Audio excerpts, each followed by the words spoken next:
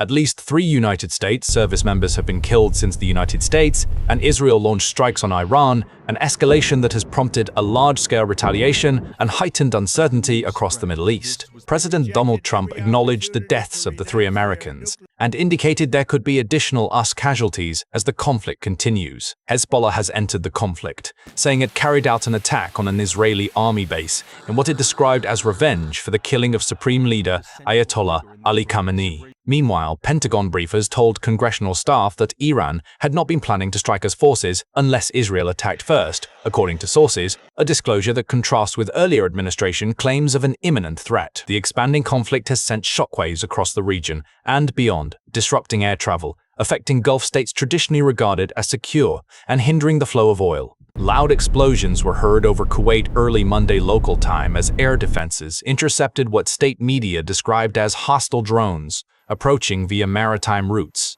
The Director General of Civil Defense told the state-run Kuwait news agency that Kuwaiti air defense forces shot down the majority of the drones and no casualties were reported. As hostilities intensify, widespread flight cancellations and airspace closures have left governments working urgently to evacuate their citizens. Dubai International Airport sustained damage in missile strikes, while blasts were also reported in Abu Dhabi and Doha. A broad corridor of Middle Eastern airspace was closed over the weekend, with neighboring countries restricting flights, creating significant challenges for repatriation efforts. Several nations have begun outlining evacuation plans. Thailand announced it is preparing to evacuate its citizens from the Middle East by military or charter flights, according to Prime Minister Anutin Charnvirakul. Approximately 10,000 Thai nationals reside in the region, including about 65,000 in Israel and roughly 250 in Iran. Pakistan stated that efforts are underway to facilitate the safe return of its citizens through Azerbaijan, according to a statement from the Prime Minister's office, to assist Indian nationals affected by the development. Japan's Cabinet Secretary Minoru Kihara said the country is preparing for the possibility of evacuating Japanese nationals by land as a precaution.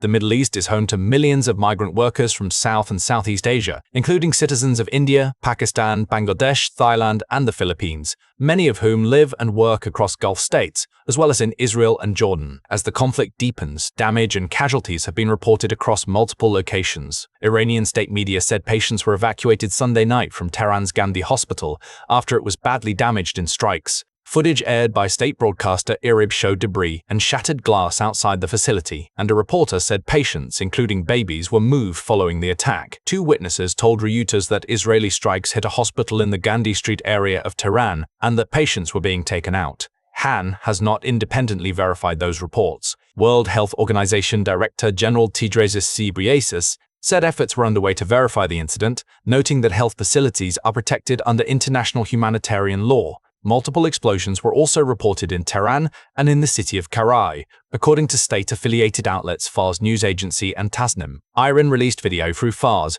showing what it described as Revolutionary Guard drone tunnels storing weapons used to strike as bases. The footage showed rows of drones in underground tunnels and rockets being launched toward what Fars called us bases.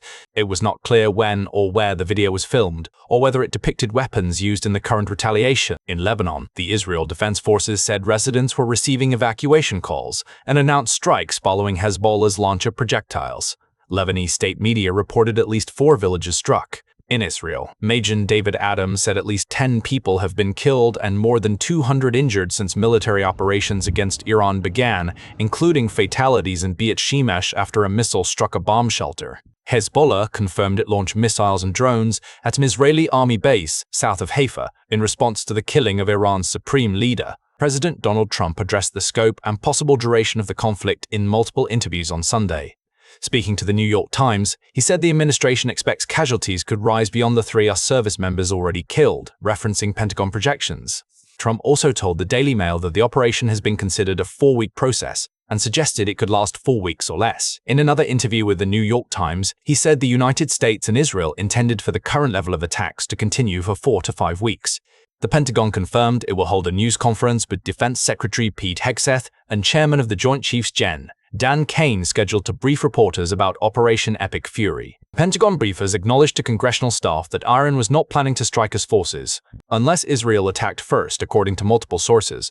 while senior officials have said the United States acted based on indications of a potential preemptive Iranian missile attack. The United States, Bahrain, Jordan, Kuwait, Qatar, Saudi Arabia, and the United Arab Emirates issued a joint statement condemning Iran's missile and drone strikes on neighboring countries, describing them as a dangerous escalation. In the United Kingdom, the Ministry of Defense said it is responding to a suspected drone strike at Royal Air Force Akrotiri in Cyprus, reporting no casualties and limited damage. British Prime Minister Keir Starmer said the UK agreed to a use request to allow American forces to use its bases for operations against Iranian missile sites.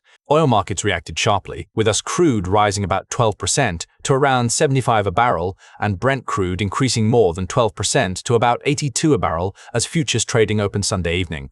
As diplomatic, military, and security responses continue across multiple countries, the situation remains fluid, with governments monitoring developments closely.